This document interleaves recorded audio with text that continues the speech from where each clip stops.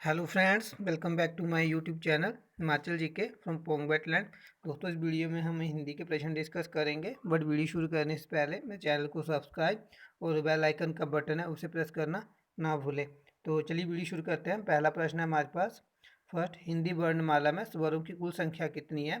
तो दोस्तों, हिंदी वर्णमाला में स्वरों की संख्या जो है वो 11 है। ठीक है, तो हिंदी में उच्चारण के अनुसार 52 वर्ण है, इनमें से 11 स्वर है और 41 व्यंजन होते हैं। तो फर्स्ट का जो बी है वो राइट ऑप्शन होगा।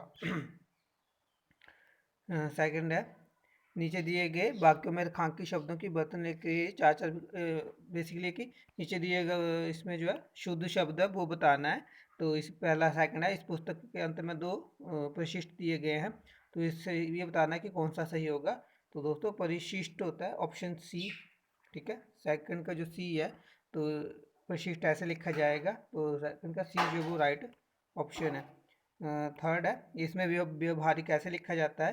दोस्तों, व्यवहारिक जो है वो आपका ऑप्शन बी के जैसा लिखा जाएगा, व्यावहारिक। तो थर्ड का जो बी है वो राइट ऑप्शन है। फोर्थ है, निरुत्तर शब्द का संधि विच्छेद है। तो दोस्तों, निरुत्तर शब्द का संधि विच्छेद होगा नहीं प्लस उत्तर, ऑप्शन डी जो है ऐसा होगा। तो फोर्थ का जो डी है वो राइट ऑप्शन है। फिफ्थ है, सर्वनाम के कितने भेद हैं? तो दोस्तों, सर्वनाम के जो है 6 भेद है। तो फिफ्थ का डी जो है वो राइट ऑप्शन है। ये 6 भेद है: पुरुषवाचक, निश्चयवाचक, अनिश्चयवाचक, संबंधवाचक, प्रश्नवाचक और निजवाचक। ठीक है, दोस्तों मूल सर्वनाम जो 11 होते हैं, ये 11 कौन कौन से हैं? मैं, वह, क्या, तू, जो, कोई, आप, सो, कुछ, यह, कौन। तो सर्वनाम जो है वो जो संख्या के स्थान पर जो यूज़ किए जाते हैं या उससे पहले जो है यूज़ किए जाते हैं। नेक्स्ट क्वेश्चन है सिक्स, दो अथवा दो से अधिक शब्दों से मिलकर बने हुए नए सार्थक शब्द को क्या कहते हैं? तो दोस्तों, वो कहते हैं समास। तो सिक्स का जो बी है वो राइट ऑप्शन है।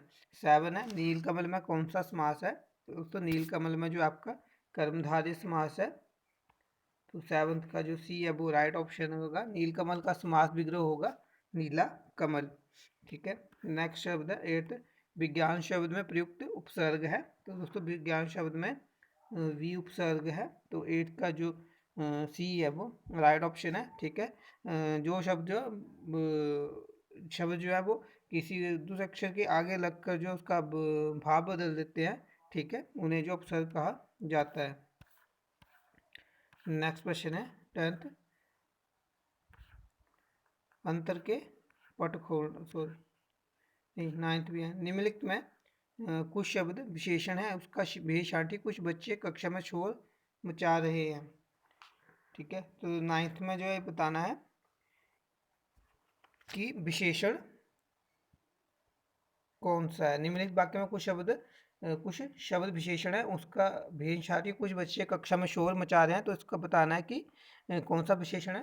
तो दोस्तों, इसमें है अनिश्चित संख्यावाचक विशेषण। ठीक है, तो इसमें लिखा गया है कि कुछ जो बच्चे हैं वो शोर मचा रहे हैं, लेकिन उनकी कितने बच्चे हैं उनके बारे में नहीं बताया गया है, तो इसलिए जो होगा अनिश्चित संख्यावाचक विशेषण आएगा कुछ शब्द के लिए। नेक्स्ट है, मुहावरों का अर्थ बताना है। तो टेंथ है, अंतर के पट खोलना। तो इसका जो अर्थ होगा वो होगा विवेक से काम लेना। तो टेंथ का सी जो है वो राइट ऑप्शन है। 11 है, मंत्र फूकना। ठीक है, तो इस मुहावरे का अर्थ है बहका देना। तो 11 का डी जो है वो राइट ऑप्शन है। 12 है, दामिनी का पर्यायवाची शब्द है। तो दोस्तों, दामिनी का पर्यायवाची शब्द होगा विद्युत। 12 का डी जो है वो राइट ऑप्शन है। 13 है, मृदुल का विलोम शब्द है। तो दोस्तों, मृदुल का विलोम शब्द रुक्ष भी हो सकता है और कठोर भी। तो 13 का सी और डी बहुत राइट होगा। 14 है, जंगल में लगने वाली आग। तो दोस्तों, जंगल में लगने वाली आग को क्या कहा जाता है? तो वो कहा जाता है आपका दावानल। ठीक है, तो 14 का बी जो है वो राइट ऑप्शन है। और जो समुद्र में आग होती है उसे कहा जाता है बड़ बानल। ठीक है, 15 है, कष्ट से संपन्न होने वाला। तो कष्ट से संपन्न होने वाले को क्या कहा जाता है? तो वह कहा जाता है कष्ट साध्य। तो 15 का जो सी है वो राइट ऑप्शन है। नेक्स्ट प्रश्न है 16, नीचे दिए गए वाक्यों में रिक्त स्थानों को उचित शब्द भरने हैं, ठीक है। फिल इन द ब्लैंक्स है, तो इसमें जो पहला है, समाज के जाति और धर्म के खेमों में बंटने से राष्ट्रीय प्रगति पर गंभीर प्रश्न चिन्ह लग गए हैं। तो 16 का जो सी होगा वो राइट ऑप्शन होगा। 17 है, केवल पुस्तकीय ज्ञान छात्रों को मौलिक प्रतिभा का डैश नहीं कर सकता। तो क्या नहीं कर सकता? उन्मेष नहीं कर सकता, उनका विकास नहीं कर सकता, उनका उत्थान नहीं कर सकता। तो उन्मेष का अर्थ होता है विकास या उत्थान। तो 17 का जो बी है वो राइट ऑप्शन है।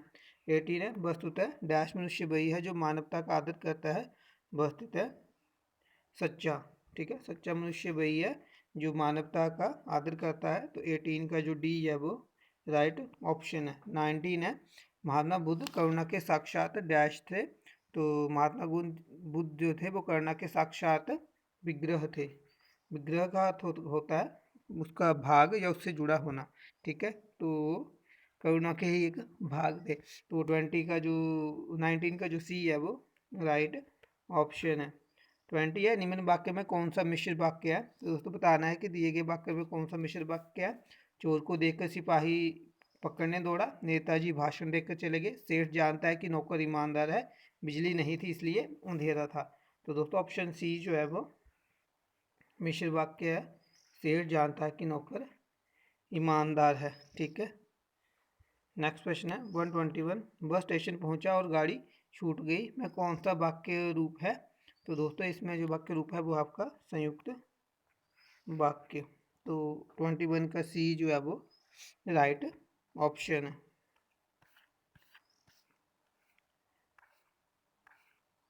22 है, अंश शब्द युग में सही अर्थ भेद का चयन कीजिए। तो इसमें सही अर्थ बताना है। तो अंश का सही अर्थ होगा कंधा हिस्सा। 22 का बी जो है वो राइट ऑप्शन बताया। 23 है, वाक्य के त्रुटिपूर्ण भाग का चयन कीजिए। ये भ्रांत सत्य है कि बालकों की मानसिक शक्तियाँ स्त्री के स्नेह की छाया में जितनी विकसित हो सकती है उतनी किसी अन्य उपाय से नहीं। तो दोस्तों इसमें जो सी है वो ये जो गलत है, उपाय नहीं आएगा यहाँ पे, पिता या कुछ और आ सकता था, उपाय तो अलग से कुछ है ये, ठीक है। तो 23 का जो सी है वो सी ऑप्शन जो है वो गलत होगा, ठीक है। यहाँ निभ्रांत सत्य है कि बालकों की मानसिक शक्ति स्त्री के स्नेह की छाया में जितनी विकसित हो सकती हैं उतनी किसी और के पास से नहीं हो सकती, या पिता के पास से या व्यक्ति के पास से, ठीक है, ऐसा कुछ होगा, पर उपाय नहीं होगा यहाँ पे। नेक्स्ट है 24, निम्नलिखित में ऐसे कौन सा कंठ वर्ण है? तो दोस्तों 24 का राइट ऑप्शन है ऑप्शन ह, ठीक है। इसकी आवाज़ जो है गले से निकलती है, कंठ से निकलती है। 24 का ए जो है वो राइट ऑप्शन है, ठीक है। 25 है, नीचे दिए गए प्रश्न में वाक्य के पहले और अंतिम भागों को क्रमशः 1 और 6 की संख्या दी गई है। इनके मध्यवर्ती वाक्यों को 4 भागों में बांटकर य र ल ब की संज्ञा दी गई है। ये चारों वाक्य उचित क्रम में नहीं है, दिए गए विकल्पों में से उचित क्रम चुनिए जिससे सही वाक्य का निर्माण हो, ठीक है। तो इसका जो है वो क्रम डिसाइड करना है कि कैसे आएगा। तो पहला है आपका गत 80 वर्षों के राजनीतिक संघर्षों के गत 80 वर्षों के संघर्षों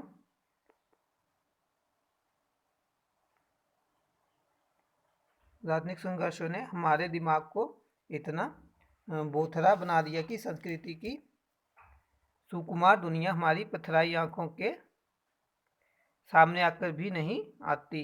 तो ये क्या बना, पहले आएगा आपका गत 80 वर्षों के बाद आएगा आपका बी ब वाला ऑप्शन आएगा, फिर आपका आएगा ये वाला ऑप्शन, उसके बाद आएगा आपका ल वाला ऑप्शन, और फिर आएगा आपका र वाला ऑप्शन। तो 25 का जो डी है इसमें जो राइट कॉम्बिनेशन है तो वो वाला आएगा। गत 80 वर्षों के राजनीतिक आर्थिक संघर्षों ने हमारे दिमाग को इतना बोथरा बना दिया है कि संस्कृति की सुकुमार दुनिया हमारी पथराई आंखों के सामने आकर भी नहीं आ पाती। तो 25 का जो है वो डी राइट ऑप्शन है, ठीक है। तो दोस्तों ये लास्ट क्वेश्चन था इस वीडियो का। आई होप आपको वीडियो अच्छी लगे। अगर आपको वीडियो अच्छी लगती है तो इसे लाइक करें, शेयर करें, मेरे चैनल को सब्सक्राइब कर लें। नेक्स्ट वीडियो में मिलेंगे, तब तक के लिए गुड बाय। जय हिंद, जय भारत, जय हिमाचल।